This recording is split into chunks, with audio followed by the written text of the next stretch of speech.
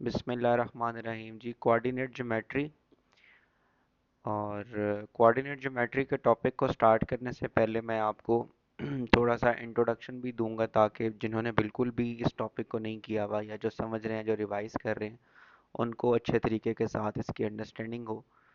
तो coordinate geometry जब हम अभी इसको पास पेपर भी करते हैं, विद इन 10 मिनट्स में आपके लूँगा। अगर आपने इसको नहीं देखना तो you can jump after 10 minutes, नीचे टाइम स्टैम्प पे आप देख लेना जोन जोन से आपने क्वेश्चन टॉपिक वाइज करने हैं कोऑर्डिनेट ज्योमेट्री के, क्योंकि ये डिटेल लेक्चर है कोऑर्डिनेट ज्योमेट्री का।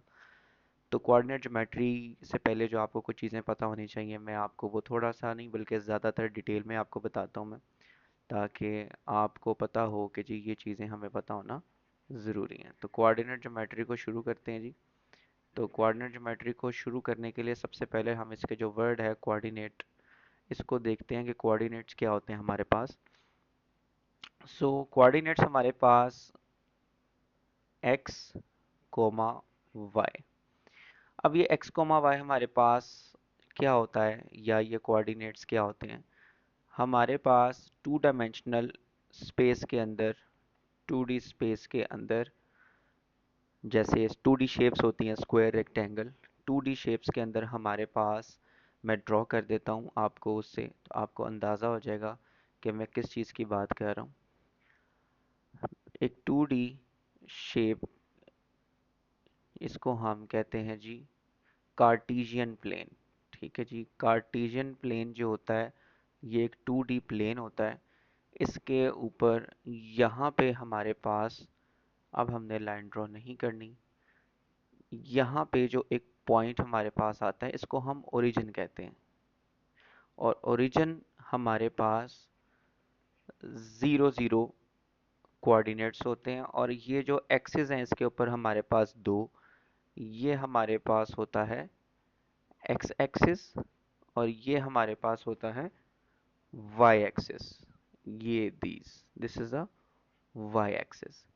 अब ये जो मैंने आपको बताए हैं एक्स और वाई कोऑर्डिनेट्स, ओरिजिन के बारे में आपको बताया, और ये जो मैंने ड्रॉ किया कार्टेशियन प्लेन, इसको हम लेबल जब करते हैं तो एक्स एक्सिस में यहाँ पर हमारे पास इक्वली 1 सेंटीमीटर के बाद हम लेबल करते हैं, हमारे पास 1 2 3 4 5 6। इसके बाद -1 -2, इसको हम नंबर लाइन भी कहते हैं अगर एक एक्सिस की ड्रॉ करें तो, -4 -5। इसके दरमियान ना इक्वली स्पेस होना चाहिए। आप अपनी मर्जी से भी डिफाइन कर सकते हैं, 2 सेंटीमीटर पे आप इसको, यहाँ से यहाँ तक ना इसको एक यूनिट कहते हैं कि एक यूनिट लेंथ है। अब वो यूनिट लेंथ आपने अपनी मर्जी से डिफाइन करना है कि आप कौन सा यूनिट यूज़ कर रहे हैं, सेंटीमीटर के हिसाब से कर रहे हैं। जैसे मैं क्या कर रहा हूँ कि 1 यूनिट को मैंने कहा है कि 1 यूनिट इज़ फॉर 1 सेंटीमीटर। आप अपनी मर्जी से अपना स्केल डिज़ाइन कर सकते हैं अपनी काउंटिंग के हिसाब से। तो ये चीज़ बहुत ज़्यादा ज़रूरी है। इसी तरह से वाई एक्सिस में भी हम क्या करते हैं, after every 1 centimetre I draw this. ठीक है जी, 4। अब नीचे इस तरह से भी मैं 1 -1 -2 -3। वाई एक्सिस में आपने देखा कि किस तरह से अपवर्ड में पॉजिटिव और ये लेकर के आऊँ। अब कोऑर्डिनेट्स को कैसे प्लेस करते हैं, for example I have few coordinates जिनको मैं प्लेस करता हूँ, आपको अंदाज़ा होगा कि मैं किस चीज़ की बात कर रहा हूँ। अब coordinates basically tells us the address of specific point। अब specific point से मुराद ये है, फर्ज करें I label the first point, I get 2 and 4। so ये हमारे पास है x, ये है हमारे पास y। तो हम कैसे पॉइंट आउट करते हैं इसको, कैसे यहाँ पर प्लेस करते हैं? पहला, मेरे पास x की वैल्यू है 2, तो मेरे पास x एक्सिस का ये 2 है। ये मैं सिर्फ जो अभी मैं डॉटेड लाइन आपको बताऊंगा वो मैं आपको समझाने के लिए ड्रॉ करूंगा। ठीक है, मैं आपको समझाने के लिए ड्रॉ करूंगा, लेकिन आपने ड्रॉ नहीं करनी, आपको समझाने के लिए कर रहा हूँ। जो फाइनल पॉइंट आपको बताऊंगा वो आपने ड्रॉ करना है। ये देखें, ये मैंने अगर 2 पे, ये मैंने 2 डॉटेड लाइन बनाई, और y पर मेरे पास क्या है, यहाँ पे ये देखें y पे मेरे पास 4 है, तो ये मेरे पास डॉटेड लाइन से मैंने बनाया है। तो ये मेरे पास, यहाँ पर ये मेरे पास करंट पॉइंट होगा, ये वाला। इसका एड्रेस क्या है, 2 and 4। तो यहाँ पर इस तरह से आप इन कोऑर्डिनेट्स को प्लेस करते हो। तो इसको हम वैसे ऑर्डर पेयर भी कहते हैं।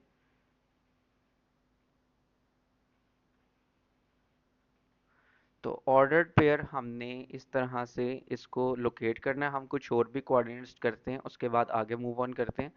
मेरे पास एक कोऑर्डिनेट्स एक्स और वाई के मैं लिख लेता हूँ जी -3 एंड -2। देखते हैं जी ये कहाँ लोकेट होते हैं। x में -3 मेरे पास किधर मौजूद है जी? x में मेरे पास x एक्सिस की ये हॉरिजॉन्टल लाइन है, तो x एक्सिस मेरे पास हॉरिजॉन्टल है और y एक्सिस मेरे पास वर्टिकल है। अब मेरे पास x में है -3 यहाँ पर और y पे है -2। मैं देखता हूँ जी ये यहाँ पर आकर so this will be my point.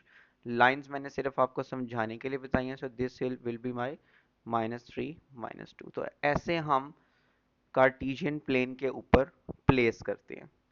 अच्छा, अब मैं आपको कुछ एक बताता हूँ कि ये अब हम इसके ऊपर लाइंस या इसको किस मकसद के लिए किया जाता है। हम सबसे पहले क्या करता हूँ, मैं आपको एक चीज़ बताता हूँ। We can draw lines on it. ठीक है, कैसे लाइंस ड्रॉ कर सकते हैं मैं आपको थोड़ा सा बताता हूँ। अगर लाइंस से मुराद ये है कि इसको यूज़ कर सकते हैं हम किसी लाइन को रिप्रेजेंट करने के लिए, और उसकी मैं आपको बल्कि एग्जांपल देकर बताता हूँ कि मैं किस चीज़ की आपको बताना चाह रहा हूँ, क्या बताना चाह रहा हूँ। फर्ज करें I need to draw a line for equations. Equations क्या होती हैं हमारे पास? विच कंटेन्स इक्वल का साइन होता है हमारे पास, और इसको हम बैलेंस आउट होती हैं on the both sides. For example x equals to 3। इसका ये मतलब है कि जो हमारे पास अननोन वेरिएबल x है उसको हमने असाइन किया, it has a value of 3। तो मैं क्या करूँगा, x इक्वल्स टू 3 मीन्स कि x के एक पॉइंट 3 जो कि मेरे पास यहाँ पर मौजूद है, यहाँ पर एक लाइन है। ठीक है, यहाँ पर मेरे पास x इक्वल्स टू 3 पर एक लाइन है, और मैंने अगर इस लाइन को बताना है कि इस लाइन की इक्वेशन क्या है। सो ये जो मेरे पास एक लाइन ड्रॉ हुई हुई है इसकी इक्वेशन मेरे पास है, मेरे पास इसकी इक्वेशन है x इक्वल्स टू 3। अब मेरे पास एक और इक्वेशन आती है, वो आती है मेरे पास, फॉर एग्जांपल वो मुझे कहा जाता है कि वो मेरे पास इक्वेशन है y equals to -2। I can represent this equation on Cartesian plane।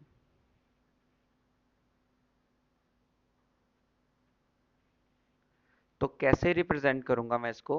y equals to -2, तो मैंने इसको रिप्रेजेंट कर दिया। ये देखें y का -2 मेरे पास, ये मैंने लाइन y इक्वल्स टू -2 की ये कर दी है। ठीक है, तो ये मेरे पास लाइन हो गई ड्रॉ। अच्छा, अब इन लाइंस को देखते हुए आपको कुछ चीज़ें आपने इससे डिड्यूस करनी है, जो सीखनी है वो क्या है कि आपके पास अगर x के हिसाब से दी गई है तो लाइन हमेशा वर्टिकल ड्रॉ होगी, और y के हिसाब से दी गई है तो लाइन हमेशा हॉरिजॉन्टल दी गई होगी। अच्छा, ये तो हमने सीख लिया कि इक्वेशन अगर हमें दी हो तो हमने ऐसे बनाना है। अच्छा, अब एक और केस स्टडी पर जाते हैं। हम जाते हैं लीनियर इक्वेशन को, यहाँ से हम लीनियर इक्वेशन को भी एक प्लॉट करेंगे। अब ये तो हमने वर्टिकल और हॉरिजॉन्टल ड्रॉ की।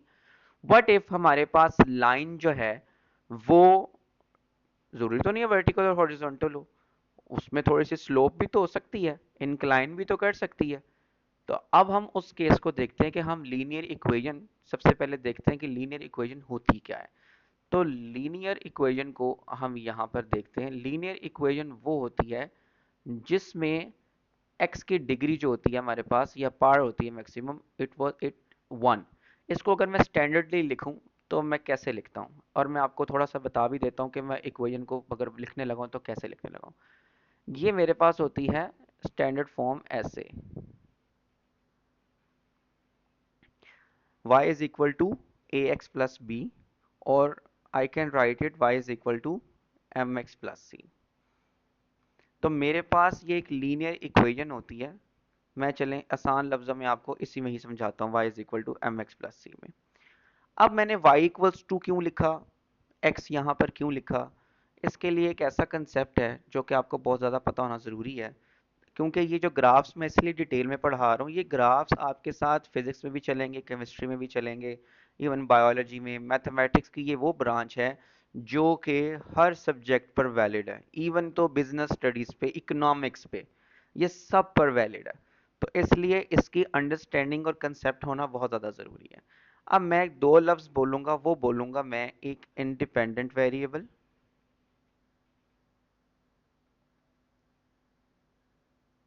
और दूसरा मैं वर्ड बोलूँगा आपके पास dependent variable.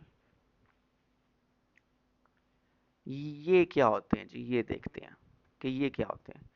So independent and dependent variable को मैं आपको एग्जांपल्स देकर बताता हूँ। इंडिपेंडेंट का मतलब वैसे तो आज़ाद होता है कि जी आज़ाद है, और डिपेंडेंट का मतलब है वो किसी पर डिपेंड करता है, या वो मजबूर है, या वो अपने मर्जी के फैसले खुद नहीं कर सकता। ये हम आसान अल्फाज में कहते हैं। तो इंडिपेंडेंट हमारे पास जो वेरिएबल होता है, उसकी मैं आपको एक मिसाल देता हूँ, वो है time. Can we control time?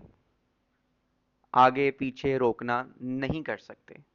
ये टाइम अपनी मर्जी का मालिक है, और ये सिर्फ मूव करता है। We can not stop it, control it, कुछ नहीं कर सकते। तो हम इसको इंडिपेंडेंट वेरिएबल कहते हैं। और डिपेंडेंट वेरिएबल ऐसी क्वांटिटी या फिजिकल क्वांटिटी ऐसी कि जिसको हम कंट्रोल कर सकते हो। जैसे मैं आपको बताता हूँ कि वो स्पीड है, ठीक है। स्पीड को हम कम ज़्यादा अपने हिसाब से हम कर सकते हैं, ठीक है। अच्छा, अब आप एक चीज़ नोट करें कि मैं क्या करता हूँ, एक टेबल ड्रॉ करता हूँ अभी। और टेबल ड्रॉ जब मैं करूँगा तो आपने मुझे, यहाँ पे हम देखेंगे कि ये मैंने y इधर बाहर क्यों लिखा और x मैंने क्यों इस तरह से लिखा। ये देखें जी, टेबल ड्रॉ करते हैं अभी हम, ताकि हमें अंदाज़ा हो कि हम क्या करने जा रहे हैं, ठीक है। अच्छा, अब टेबल के ऊपर ना मैं क्या करूँगा, अपनी मर्जी से वैल्यूज़ लिखूँगा। और अपनी मर्जी से वैल्यूज़ जब मैं लिखूँगा तो उसके एक स्पेसिफिक आंसर आएंगे, ठीक है। मैं आपको इधर इसलिए ड्रॉ कर रहा हूँ, मैं आपको जो चीज़ समझाना चाह रहा हूँ वो ये है कि हम इसको प्लॉट क्यों करेंगे, या सारा आपको ये जो भी विद इन 5 मिनट्स आपको समझ आ जाएगा कि हम करने क्या लगे। मैंने इधर लिखा x और इधर लिखा y। अब मैं चाह रहा हूँ कि मैंने क्या करना है, एक लाइन ड्रॉ करनी है जो कि है मेरे पास y equals to 4x plus 1। ये एक लीनियर इक्वेशन है मेरे पास, और ये जो लीनियर इक्वेशन दी गई है, इसको मैंने इक्वेशन को, क्योंकि मैंने x is equal to 3 y is equal to 1, इनको हॉरिजॉन्टली और वर्टिकली मैंने लेबल किया था ग्राफ के ऊपर, और इसको एक ग्राफिकली तरीके से मैंने शो किया था। अब ये एक लीनियर इक्वेशन है मेरे पास। लीनियर मैंने क्यों कहा, क्योंकि x की मैक्सिमम पावर इसके ऊपर 1 मौजूद है। तो अब मैं क्या करूंगा, मैंने 1 2 3 4 5 लिए, you can take 10, you can take 20, it's your choice. मैंने कुछ सेंटर पे जीरो इसलिए लिखा, मैं चाह रहा हूँ कि मैंने जो नंबर्स अलॉट करने हैं, कुछ मैं नेगेटिव अलॉट कर दूं, कुछ मैं पॉजिटिव अलॉट कर दूं। आप -3 लिख लें, -5 लिख लें, you can choose any 5। But if you want to draw a well organised line, या जो आपको पूरी इमेज शो कर रही हो, तो try to take 2 negative, 1 0 and 2 positive. For example, I take 2 and 3 here. अब ये मैंने वेरिएबल्स x के जो मैंने ऊपर नंबर्स अलॉट किए हैं ना, -2 -1 0, ये मैंने अपनी मर्जी से अलॉट किए हैं। There is a thing you need to understand कि ये जो मैंने x के हैं, ये मैंने अपनी मर्जी से अलॉट किए हैं, मेरी चॉइस थी इसके अंदर। मैं इंडिपेंडेंट था इसकी चॉइस मेकिंग में। तो x मेरे पास है इंडिपेंडेंट वेरिएबल। अब मैं क्या करूंगा, ये x की वैल्यूज को सब्स्टिट्यूट करूंगा। सब्स्टिट्यूट से मुराद ये है कि x की वैल्यू अगर -2 है, मैं इसको ग्राफ में पुट करके देखता हूं कि y क्या आता है मेरे पास। देखते हैं, y इक्वल्स टू 4x+1 था। x की जगह मैंने क्या सब्स्टिट्यूट करना है, -2। देखते हैं क्या आंसर आता है मेरे पास। मेरे पास आंसर आता है y equals to -8+1 which equals to -7। Means कि मैंने अपनी मर्जी से इंडिपेंडेंटली -2 को चूज किया और पुट किया। y का आंसर उसी की मर्जी के मुताबिक आएगा जो मैंने x में पुट किया है। y की अपनी चॉइस नहीं है। y can not choose its own answer, but we can choose what to put in x। हम x में क्या पुट करेंगे। तो मेरे पास y इक्वल्स टू -7 आ रहा है। Means this y is dependent on what we put in x।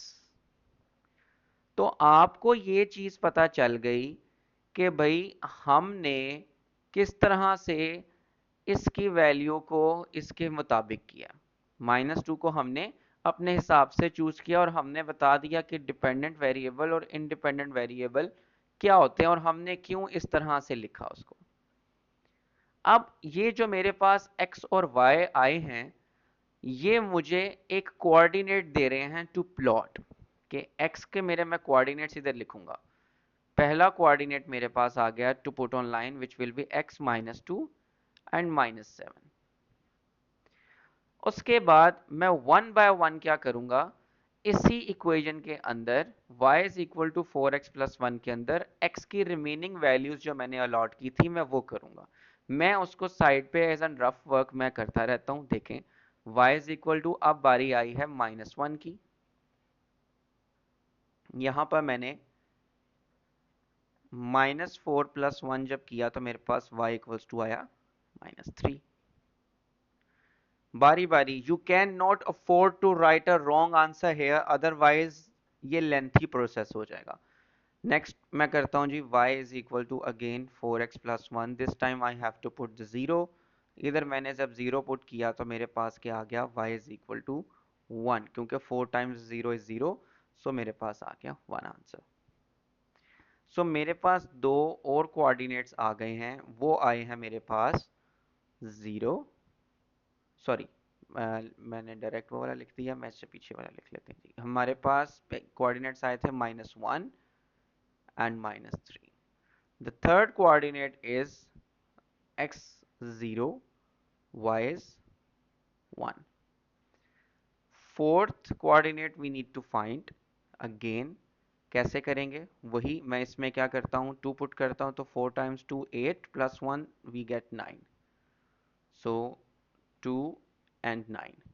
कैसे, ये मैं क्या कर रहा हूँ, डिफरेंट को, ये देखें, इसके हिसाब से मैंने ये सारे कोऑर्डिनेट्स लिखे थे। ऑरेंज में मैंने ये लिखा था, उसके बाद येलो में मैंने 2 और 9 लिखा है। ठीक है जी, 2 और 9। 3 पुट करता हूँ, 4 टाइम्स 3 12 प्लस 1 तो मेरे पास आता है 13। ठीक है, so fifth coordinate which is the last one, वो मेरे पास क्या आया है, 3 एंड 13। तो मुझे आइडिया हो गया कि दीज आर माई कोऑर्डिनेट्स। तो मैंने अब क्या करना है, इनको प्लॉट करना है ताकि पास मेरे पास एक विजुअली लाइन की शक्ल आए, डायग्राम आए, ग्राफिकल आए कि ये मेरी लाइन दिखेगी कैसे। ठीक है, अब लाइन को करते हैं हम ड्रॉ। लाइन को जब हम ड्रॉ करेंगे तो हम कैसे ड्रॉ करेंगे जी, अब मैं ग्राफ पेपर आपके सामने ग्राफ बनाने लगा हूं। रफली हम बनाएंगे कैसे, मैं लाइंस को प्लॉट करता हूं आपके सामने, ये देखिए जी। इस तरह से मैंने लाइंस को प्लॉट करना है।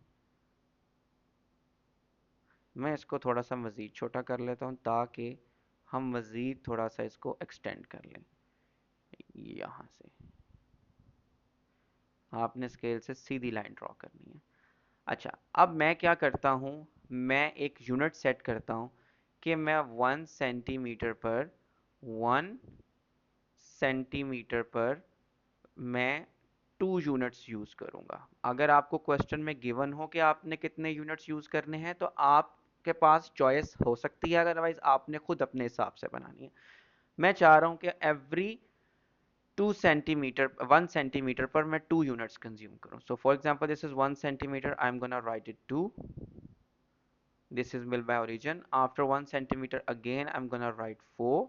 After 2 centimeter I'm gonna write 6. Then 1 centimeter. तो ये मेरे पास गैप क्या है, 1 centimeter, which represents 2 units, means 6 to 8, 2 units. तो आपको ये पता चल गया कि मैंने ये कैसे किया। अच्छा, अब मैं इसको रिमूव करूँ थोड़ा सा। अच्छा, ये देखें, अब मैंने 1 सेंटीमीटर के बाद अगेन आई हैव रिटन 10।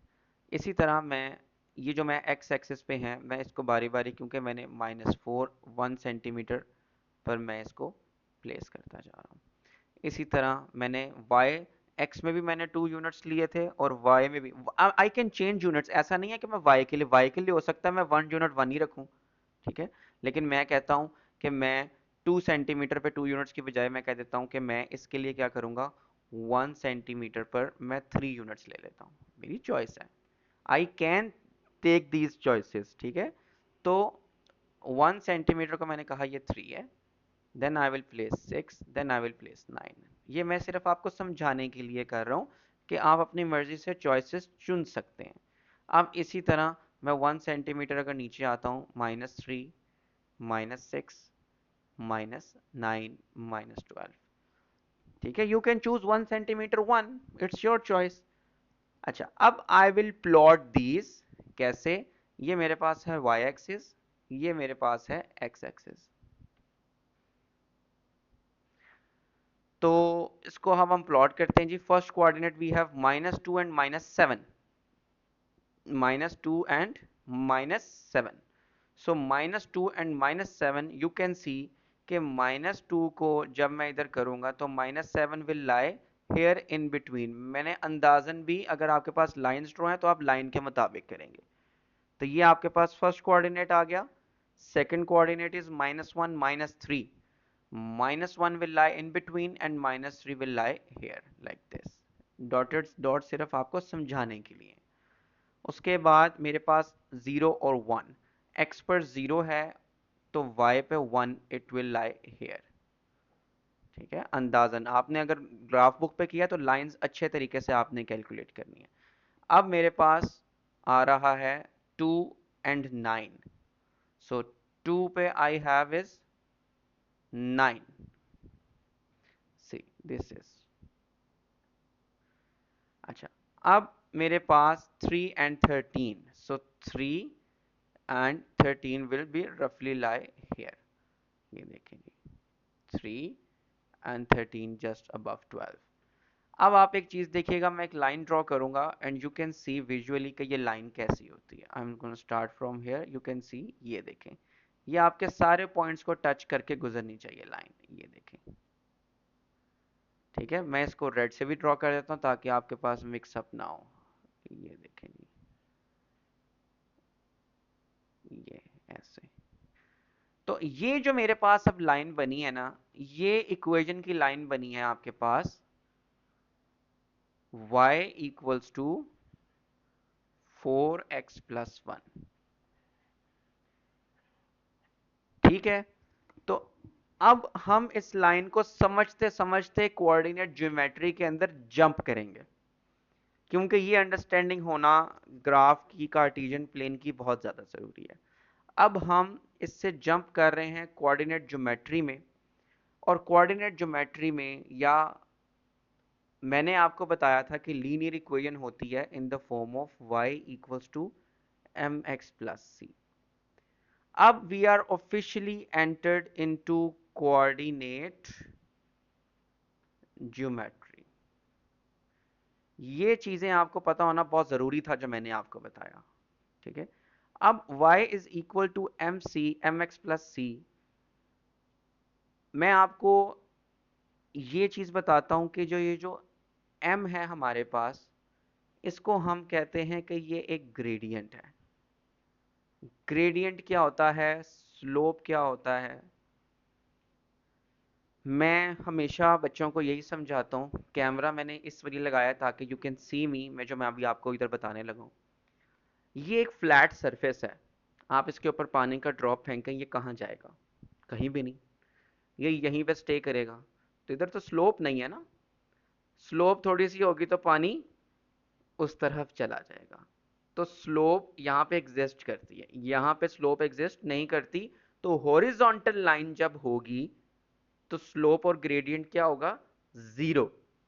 सो एक चीज हमें पता चल गई कि जब जीरो तब होगा जब लाइन क्या होगी, हॉरिजॉन्टल होगी। ले जी, हॉरिजॉन्टल लाइन है, कोई स्लोप नहीं है, पानी कहीं नहीं जा रहा। जैसे जैसे स्लोप बढ़ती जा रही है, बढ़ती जा रही है, बढ़ती जा रही है, बढ़ती जा रही है, अब मुझे बताएं, इट्स अ वर्टिकल नाउ। अब अगर पानी रखूंगा भी तो वो स्टे भी नहीं करेगा, तो इससे ज्यादा स्लोप तो हो नहीं सकती कि आप सीधा ही नीचे जा रहे हैं। तो यहाँ पर स्लोप वैसे हम कहते हैं कि इन्फिनिट है, लेकिन इसको हम अनडिफाइन कहेंगे कि we can not define the slope, इतनी ज्यादा है या इससे ज्यादा हो नहीं सकती, क्योंकि हमारे पास नंबर मैक्सिमम, सबसे बड़ा नंबर कौन सा है जी, मैं आपसे पूछ रही हूँ काउंटिंग में सबसे बड़ा नंबर कौन सा है, तो आप कहेंगे कि भाई काउंटिंग तो इन्फिनिट होती है। तो स्लोप भी इतनी यहाँ पर आके अनडिफाइन, उसको हम इतने कह देते हैं कि हम डिफाइन ही नहीं कर सकते, इतनी ज्यादा है। तो जब मेरे पास लाइन वर्टिकल होती है तो मैं स्लोप को कहता हूं कि मेरे पास जो स्लोप है वो 1/0 है, which I can say that undefined.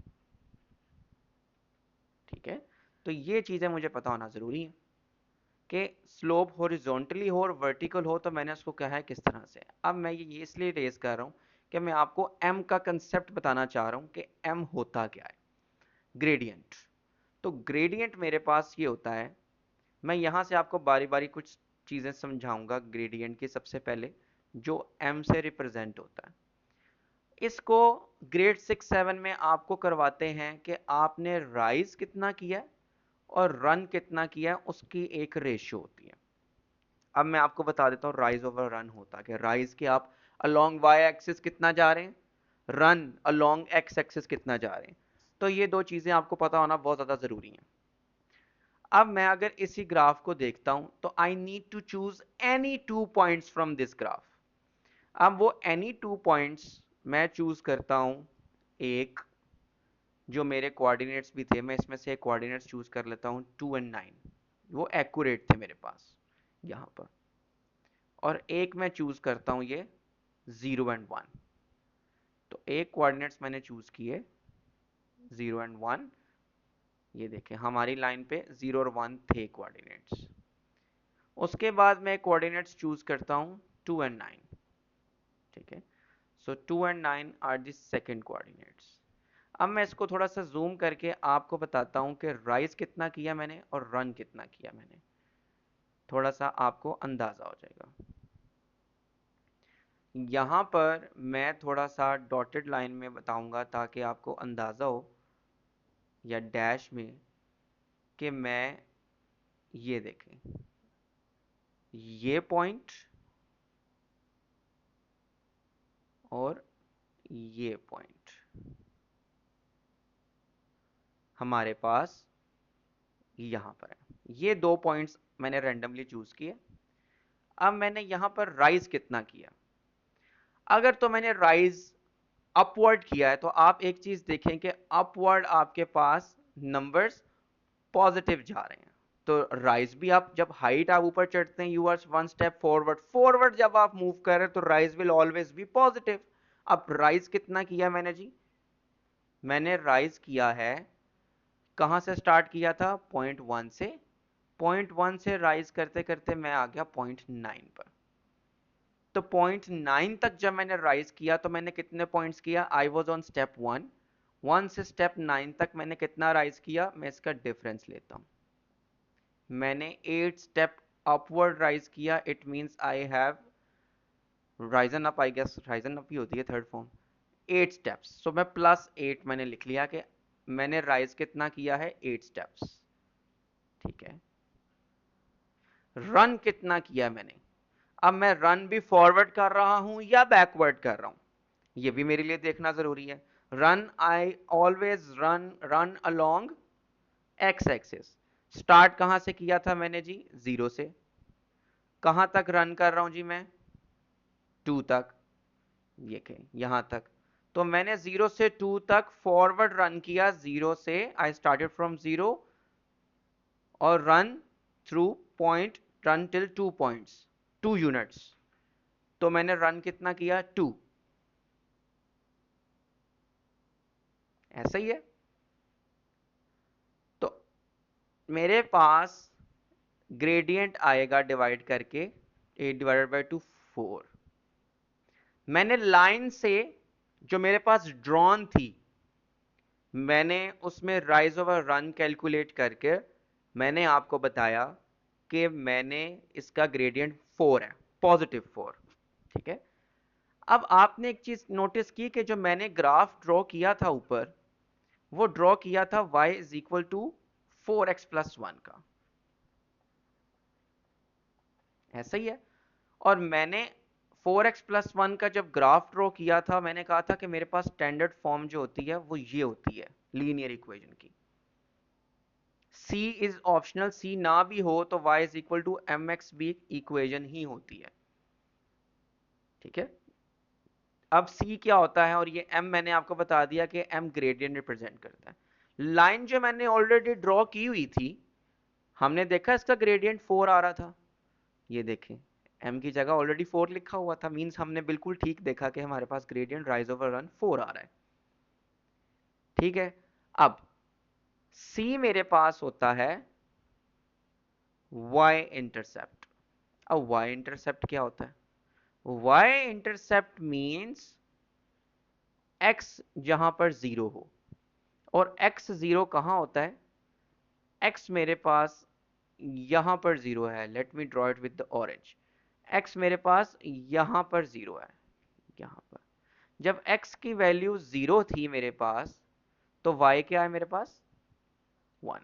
So this is y intercept, कि जब मैं x की वैल्यू 0 पर मैं देखता हूं y की वैल्यू कहां से, ग्राफ कहां से क्रॉस कर रहा है। क्रॉस ये लाइन वहां से कर रही है जहां पे y is equal, x is equal to 0 है, तो उस वक्त y की वैल्यू क्या है देखें? 1। तो इसलिए मैंने आपको बताया ये 1, ये देखें। तो ये हमारे पास y इंटरसेप्ट, जिसको हम x इक्वल्स टू 0 कहते हैं। अगर हम x इंटरसेप्ट की बात करेंगे तो हम कहेंगे y इक्वल्स टू 0। तो ये हमें पता होना चाहिए। अब ग्रेडियंट को फाइंड करने के और भी तरीके हैं। ठीक है। ग्रेडियंट को फाइंड करने का एक फॉर्मूला ये है कि मैं क्या करता हूं, राइज। राइज मींस मैंने कितने पॉइंट राइज किया था, मींस मैंने 2 पॉइंट्स चूज किए थे खुद से। Randomly on the line I chose 2 points, और मैंने उन 2 पॉइंट्स के दरमियान देखा था मैंने राइज कितना किया। तो मैंने बेसिकली 2 पॉइंट्स के दरमियान डिफरेंस देखा कि कितना मैंने राइज किया है, और मैंने रन कितना किया है उस हिसाब से मैंने देखा।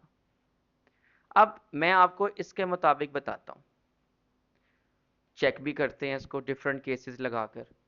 हम अपने इस इक्वेशन ऑफ लाइन का जो हमारे पास ग्रेडियंट था 4x प्लस 1, ग्रेडियंट 4 है। कोऑर्डिनेट्स मेरे पास क्या है? कोऑर्डिनेट्स है मेरे पास जो मैंने लाइन पर चूज किए थे, फर्स्ट वाज 0 और 1, second word 2 and 9। 0 and 1, 2 and 9। मैं जो फर्स्ट कोऑर्डिनेट्स ग्राफ में चूज किए थे, मैं उसको कहता हूं x1 y1। अब इसको कहा x2 y2। अब मैं इस फॉर्मूला में सब्स्टिट्यूट करके देखता हूं कि क्या वाकई मेरे पास ग्रेडियंट 4 आता है। y2 minus y1 9 minus 1, x2 minus x1 2 minus 0, so 8 minus 2, yes I get 4। तो मेरे पास स्लोप क्या है, ग्रेडियंट क्या है? m equals to 4। अब और आगे चलते हैं। मैं अब थोड़े से आपको बताता हूँ। फर्स्ट करें, हमने चूज किया था कि मेरे पास जो ग्रेडियंट है, फर्स्ट करें मैंने आपको बता दिया था कि ये 4 है, और इस तरह से हमने इसको चूज कर लिया। अच्छा, अगर तो मुझे डिफरेंट केसेस इसके पास पेपर क्वेश्चंस और भी करेंगे तो हमें पता चलता जाएगा। तो मैंने आपको थोड़ा सा ग्रेडियंट का कंसेप्ट बता दिया।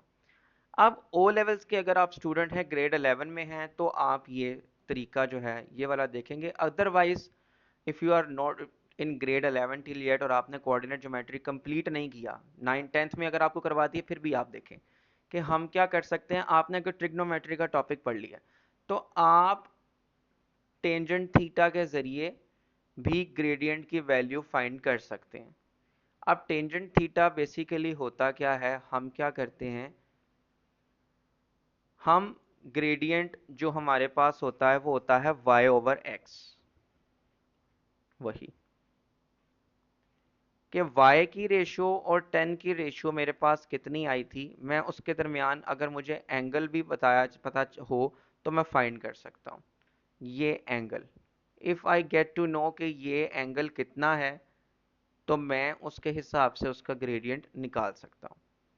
तो पास पेपर में भी देखते हैं कि ये क्वेश्चन हमारे पास आते हैं तो हम क्या करते हैं। फर्स्ट करें, मुझे अगर एंगल निकालना है तो मैं एंगल कैसे निकालूंगा इसका। y मैंने देखा था कितने आ रहा था, कितने पॉइंट्स मैंने चेंज किए थे 8, और मैंने x के कितने पॉइंट्स चेंज किए थे 2।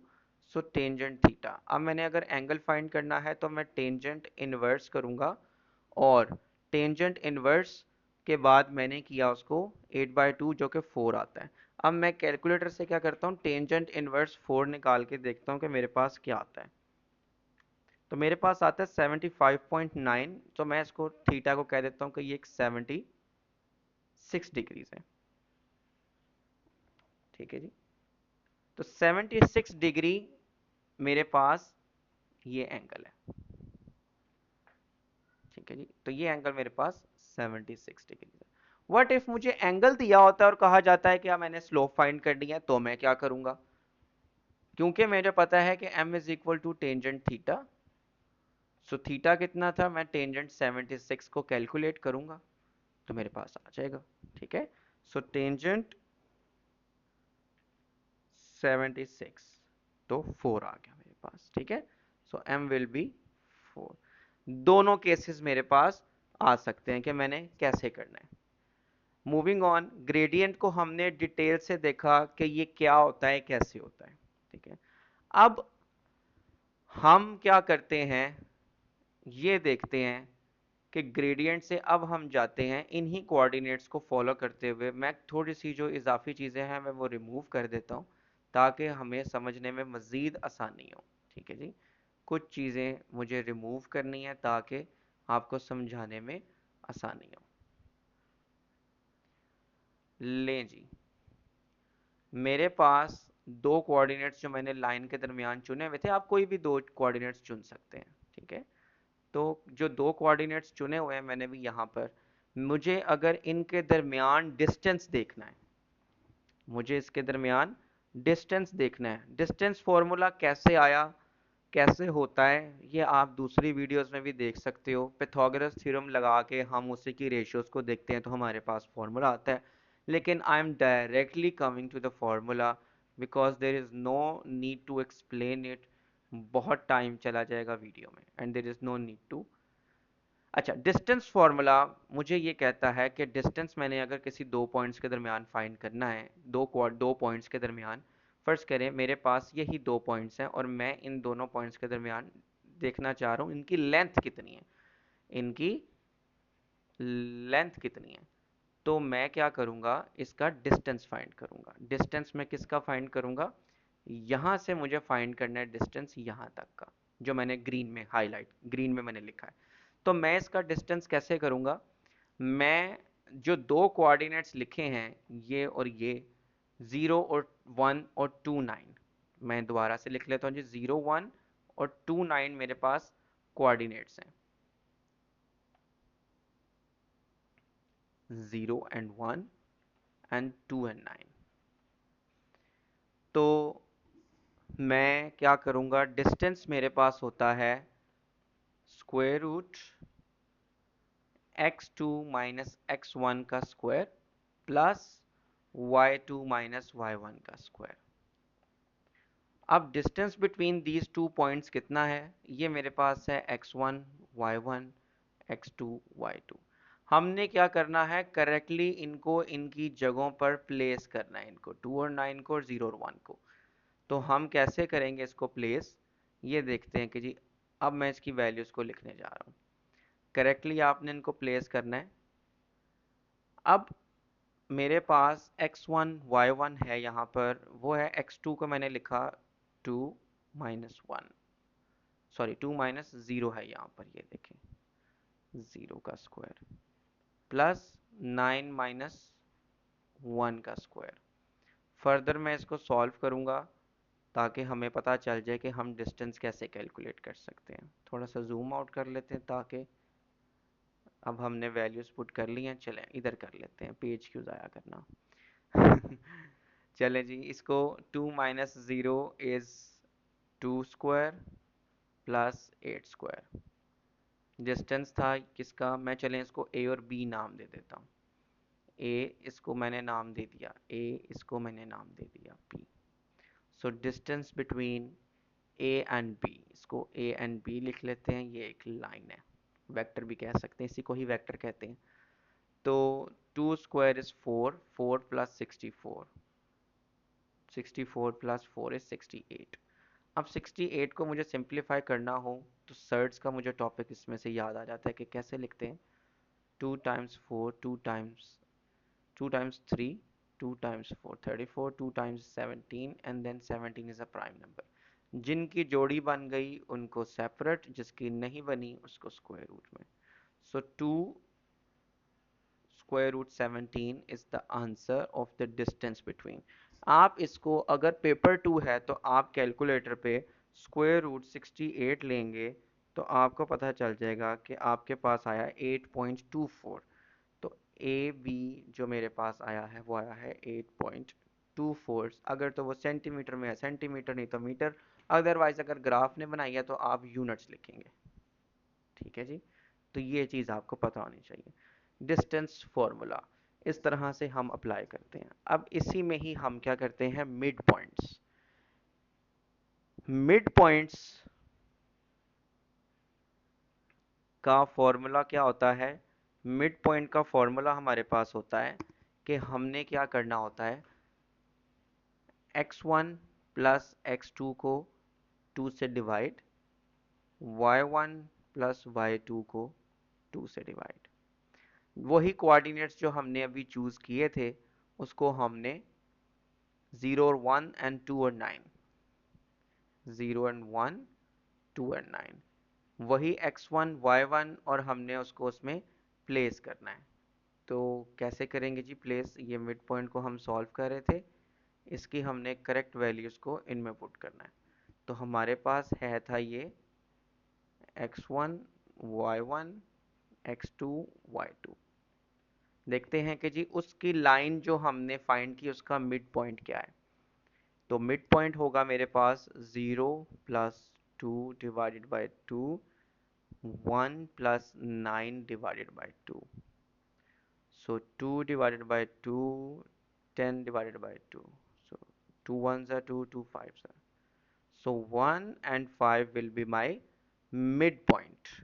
1 और 5 will be midpoint. Visually देखते हैं कैसा आ रहा है। 1 और 5 says 1 here, यहाँ पर होगा, और 5 यहाँ पर होगा, means this is the midpoint and it's fairly it shows us that this is the midpoint, कि ये mid में आ रहा है। तो ये विजुअली जब तक आपको चीज़ें नज़र आना नहीं शुरू होंगी जो आप कर रहे हैं, तब तक आपको नहीं पता चलेगा कि आप जो भी कर रहे हैं क्यों कर रहे हैं। ठीक है, तो मिड पॉइंट भी हमारे पास आ गया। अब हमने क्या देखा, मिड पॉइंट भी देख लिया लाइन का, हमने ये भी देख लिया कि y is equal to m x plus c है, तो हमने उसको कैसे, ये एक बेसिक कोऑर्डिनेट ज्योमेट्री इसके बगैर कंप्लीट नहीं होती। ठीक है, अच्छा अब एक और क्वेश्चन इसमें यहाँ पर आता है जो कि O levels for the grade जिन्होंने कर ली हुई है, उसके कोऑर्डिनेट ज्योमेट्री कर ली हुई है उनके लिए है। अगर तो आपने कोऑर्डिनेट ज्योमेट्री अभी तक नहीं पढ़ा so you can skip it. अच्छा अब ये देखिए जी, मैं एक क्वेश्चन यहाँ पे एक इमेज ड्रॉ करना चाह रहा हूँ कि मेरे पास उसी ग्राफ में से मैंने ए और बी के जो दो पॉइंट्स थे, मैं उसको अभी आपके सामने अपेयर करता हूँ कि मैंने ये लाइन जो थी मैं उसको एक स्ट्रेट लाइन की फॉर्म में, चले मैं उसी फॉर्म में कर देता हूँ, ठीक है। मेरे पास वो लाइन थी ऐसे ड्रॉ हुई ग्राफ में, और मैंने कहा था कि ये मेरे पास है ए पॉइंट, ये है बी पॉइंट। जो जो ए और बी मैंने ड्रॉ किए हैं, ये देखें कि ये ए के कोऑर्डिनेट्स हैं 0 और 1 और बी के कोऑर्डिनेट्स हैं 2 एंड 9, 0 1 एंड 2 9। तो 0 1 एंड 2 9, हमें कहा गया है क्वेश्चन में कि एक point n, there is a point n on the line. अब वो पॉइंट n के कोई ना कोई कोऑर्डिनेट्स होंगे। उसने ये जरूर बताया कि वो मिड में नहीं है। मिड में हो तो हम मिड पॉइंट फाइंड कर लें, जैसे अभी हमने किया। उसने हमें इतना कहा कि n जो है उसने उसको रेशो 1:2 में डिवाइड किया लाइन को। तो आपने बताना है जो 1:2 में डिवाइड किया लाइन को, वो पॉइंट्स को, ये n पॉइंट्स कहां पर आएंगे। अब 1:2 से मुझे इतना पता चल गया कि 3 पार्ट्स में डिवाइड हुई है लाइन। 3 पार्ट्स मैंने क्यों बताए, क्योंकि ये देखें 1 और 2 प्लस करें तो 3 होता है। ये लाइन को 3 हिस्सों में बराबर किया। अब ये लाइन मेरे पास अगर 3 हिस्सों में बराबर हो, तो ये 1 पार्ट, सेकंड पार्ट और ये थर्ड पार्ट, मैं कहता हूं कि ये लाइन का है 1 पार्ट और ये है इसके 2 पार्ट्स। ये यहां पर n के कोऑर्डिनेट्स क्या हैं, ठीक है। अब n के यहां पर कोऑर्डिनेट्स कैसे फाइंड करेंगे, ये हमने फाइंड करने हैं, ठीक है। अब इसका क्या तरीक़ेकार है, ये मैं आपको बता देता हूं। हमने क्या किया, इसको सबसे पहले हमने x कोऑर्डिनेट्स को देखते हैं।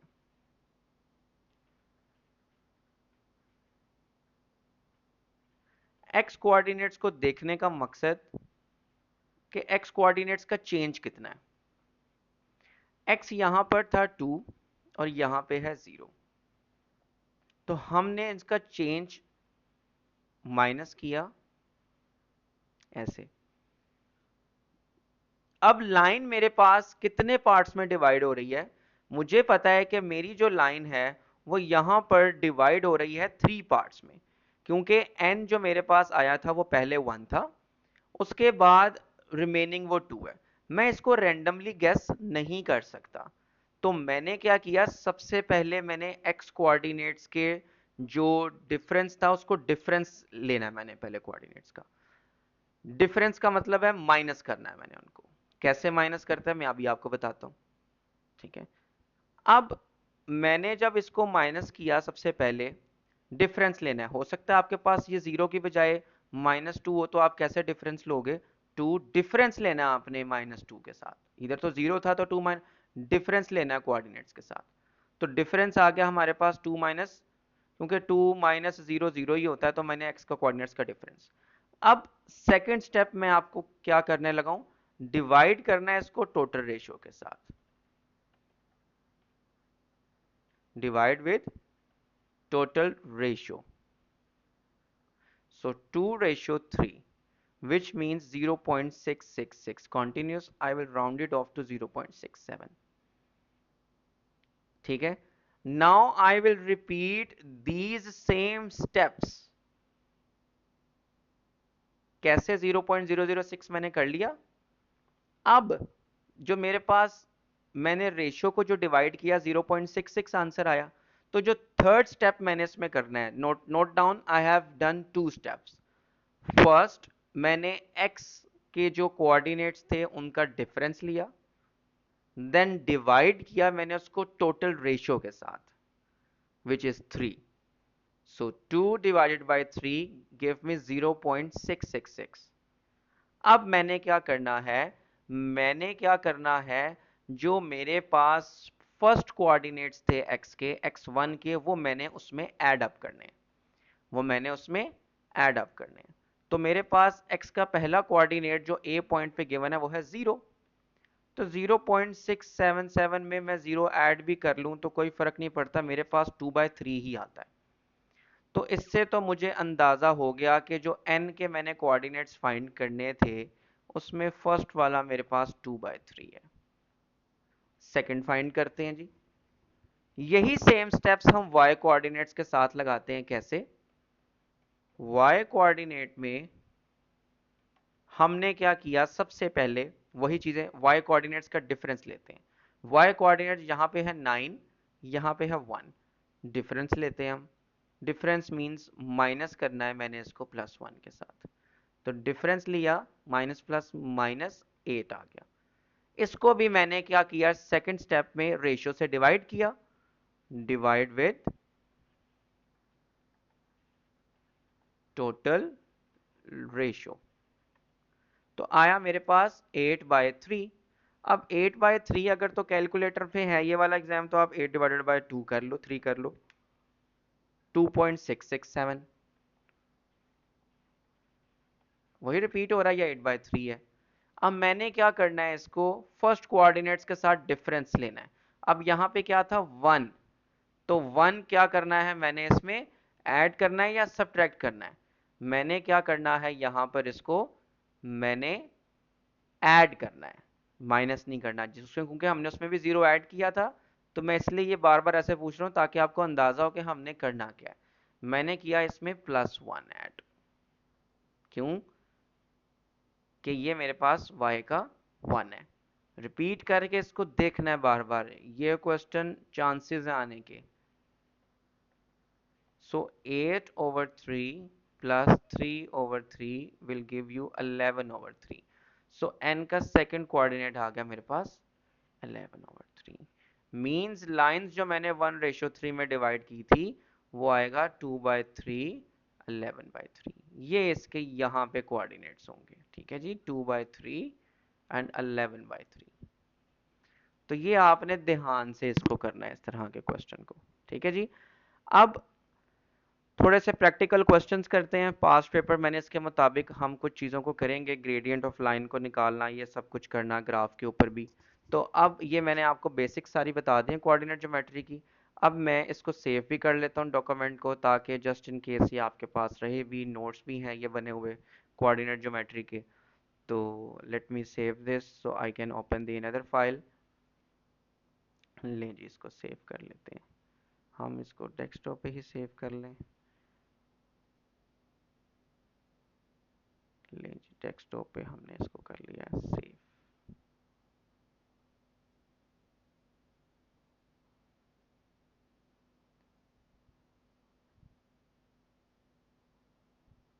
अच्छा, अब मैं पास पेपर लोड करता हूँ ताकि हम वो करना शुरू करें जी।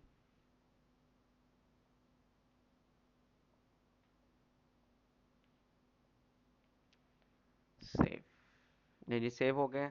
अब मैं इसके ऊपर नया डॉक्यूमेंट खोलता हूँ ताकि हम इसके क्वेश्चंस को करते रहें। थोड़ा सा मैं मज़ीद आपको ग्राफ्स जो हैं वो बनाना सिखाऊं कि किस तरह से हम करते हैं ग्राफ को, लाइंस को ग्राफ कैसे करते हैं।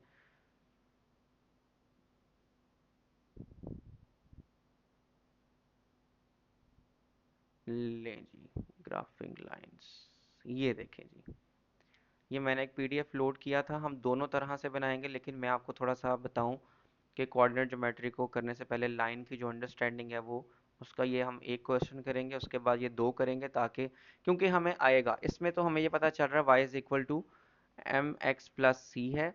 तो हमारे पास ग्रेडियंट क्या है, m की वैल्यू क्या है 7/2 विच इज़ 3.5। और उसके बाद हमारे पास ये जो y इंटरसेप्ट है -2, इसका मतलब है लाइन ना यहाँ से होकर क्रॉस होकर गुजरेगी, इसको हम कहते हैं y इंटरसेप्ट, जैसे हमने अभी पढ़ा था कि -2 पे लाइन क्रॉस होकर गुजरेगी। और ग्रेडियंट कितना है 3.5। 3.5 से मुराद ये है, 7/2 आपको बता रहा है 7 आपने राइज करना है, रन कितना करना है 2 करना है। ये आपको राइज बता रहा है, ये आपको रन बता रहा है। Let's do this rise and run graph पर। कैसे करेंगे जी राइज एंड रन, ये देखें। राइज हमने किया 7, लेकिन हम इस पे राइज 7 करते करते रन कितना करना है जी, 7 पॉइंट्स अगर रन करना है, इसका मतलब है राइज कितना करना है, हमने राइज किया 7, यहाँ पर 7 तो फर्स्ट करेंगे, यहाँ पर आ रहा है। और रन कितना करना है जी, 1 और 2, मीन्स ये यहाँ पर आ गया पॉइंट। ठीक है, यहाँ पर आ रहा है रफली, क्योंकि हम चले ग्राफ हम यहाँ पे बॉक्सेस इमेजिन कर लेते हैं कि यहाँ पे ना राइज हमने 7 किया और ये 2 रन किया हमने, तो मेरे पास ये लाइन यहाँ से ऐसे गुजरेगी।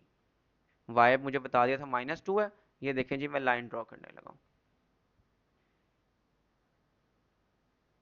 यहाँ से ऐसे, ये देखें ये लाइन ड्रॉ हो गई। तो that's how you can draw the line. अब इसमें हम चेक करते हैं, ये हमने लाइन ड्रॉ की, बाज़ औक़ात हमें क्वेश्चन में लाइन ड्रॉ हुई भी आएगी, हमने ग्रेडियंट वगैरह बाकी चीज़ें फाइंड करनी है। ठीक है, मुझे लाइन ड्रॉ है, जस्ट इमेजिन, चेक करते हैं इसको, लाइन ड्रॉ करने के लिए आई है। मैंने क्या किया जी, मुझे कहा गया इसमें आप y इंटरसेप्ट बताओ, मैंने देखा जी y इज इक्वल टू -2 पे लाइन इंटरसेक्ट हुई है, सो मेरे पास c की वैल्यू जो है वो है मेरे पास -2। ठीक है, ग्रेडियंट मेरे पास कितना है जी, मैं 2 पॉइंट सेलेक्ट करता हूँ रेंडमली, मैं एक सेलेक्ट कर लेता हूँ ये वाला पॉइंट विच इज़ 1 और 3। सेकंड पॉइंट मैं सेलेक्ट कर लेता हूँ ये वाला, ये मेरे पास कितना है जी, ये मेरे पास है -2, और x में क्या है मेरे पास 0, और y में है -2। ठीक है, चेक करते हैं, अगर तो हमारा ग्रेडियंट 7/2 नहीं आया, इसका मतलब है लाइन को मैंने इनकरेक्ट किया, फिर हम उसको भी देखेंगे। अब मेरे पास 2 पॉइंट्स आ गए यहाँ पे, मैं वही ग्रेडियंट का फॉर्मूला लगाऊंगा, y2 माइनस y1 और x2 minus x1, rise over run भी कर सकता हूँ। और y2 माइनस y1 कैसे किया, y2 minus y1, x2 minus x1। अब यहाँ पे मेरे पास आ रहा है ग्रेडियंट 3, कैसे, -5 -1, तो ये मेरे पास ग्रेडियंट 5 आ रहा है। इसका मतलब है कि मैंने लाइन ठीक ड्रॉ नहीं की, ग्रेडियंट क्योंकि 5 ही आ रहा है साफ। ये देखें, मैंने क्योंकि यहाँ पर 7 यहाँ पर आना था, 1 मिनट, और 2 यहाँ पर आना था। ठीक है, 7 राइज और 2 रन, तो मैंने इस तरह से, चले मैं क्या करता हूँ, कोई भी पॉइंट चूज करता हूँ। अब मैं लाइन को 1 मिनट, ये देखें, मैंने तो इसको -2 से भी शुरू कर सकता था, कोई भी मैंने किसी भी पॉइंट से राइज और रन कर सकता हूँ, ज़रूरी नहीं है कि मैं ओरिजिन से करूँ, क्योंकि मैं लाइन को करेक्टली ड्रॉ करना चाह रहा हूँ। तो लेट्स सी, ये देखें मैंने क्या किया, ये पॉइंट चूज किया, मैंने क्या किया, 2 पॉइंट्स रन किए, 7 राइज करता हूँ, 1 2 3 4 5 6 7। मैं -2 से शुरू कर लेता हूँ, क्योंकि -2 से तो ग्राफ गुजरना है। 1 2 2 रन, 1 2 3 4 5 6 7, ये देखें मैंने क्या किया, यहाँ से y इंटरसेप्ट से ज़रा कैलकुलेट करना ज़्यादा आसान है, तो मैंने क्या किया यहाँ से, ये देखें ये वाली लाइन मैंने यहाँ से ड्रॉ कर दी, ये देखें, ये this is the correct line, to be honest वो लाइन ठीक नहीं थी। ठीक है, अब ये देखें, मैं यहाँ से 2 पॉइंट्स नोट करता हूँ, 2 पॉइंट्स मैं नोट करता हूँ, ये मैंने पॉइंट नोट किया, ये था मेरे पास 2 और 5, और यहाँ पे मैंने एक पॉइंट नोट किया, ये था मेरे पास -0 और -2। ऐसा ही है। अब ये देखें कि ये राइज ओवर रन से भी मैं ग्रेडियंट कैलकुलेट कर सकता हूँ, लेकिन मैं चाह रहा हूँ फॉर्मूला से करूँ ताकि आपको नज़र आए कि ग्रेडियंट कैसे कैलकुलेट किया। अब मैंने जो 2 कोऑर्डिनेट्स नोट किए हैं वो मैं यहाँ पर लिखने लगा हूँ सेपरेटली। वो मैंने लिखे थे आपके पास 0 और -2, क्योंकि ये आपने फर्स्ट कोऑर्डिनेट्स हैं, ये आपने पहले लिखने हैं। ठीक है, x1 एंड y1, और ये है आपके पास x2 y2, सो 2 और 5। तो मैंने y1 माइनस y2, और उसके बाद 2 x2 माइनस x1, सो ये 7/2 आ गया विच इज़ 3.5, तो ये मेरे पास आ गया। ठीक है, तो आपको ये चीज़ें पता होनी चाहिए कि आपको कुछ भी दिया जा सकता है, लाइन भी यहाँ पर, ग्रेडियंट भी दिया जा सकता है, और इस तरह से भी हम चीज़ों को कर सकते हैं। बाकी जितने प्रैक्टिस करेंगे उस हिसाब से आपको समझ आएगी। मगर किस लाइन का मिड पॉइंट करना है, जो भी करना है वो हमने चीज़ें देख ली हैं। Now let's go to the past papers. नहीं जी, अब पास्ट पेपर की मैंने एक फ़ाइल की हुई है कंबाइन, अब उसको शुरू करते हैं जी यहाँ पे। अदरवाइज़ मैंने आपको ये कोऑर्डिनेट ज्योमेट्री की अंडरस्टैंडिंग मैंने आपको दे दिया है। मेरा दिल ये है कि मैं आपको कंसेप्ट्स के बाद जो है ना, मेरा दिल है कि उसको हम दूसरी वीडियो बना लें तो ज़्यादा बेटर है। कि एक अंडरस्टैंडिंग की है और एक मेरे पास उसकी तकरीबन कह लें कि ये पूरी 1 घंटे की हो गई है, कंसेप्ट दे दिए। और कंसेप्ट के बाद अगर ये आता है उसके बाद हम शुरू कर लेते हैं उसको सारा, ठीक है जी।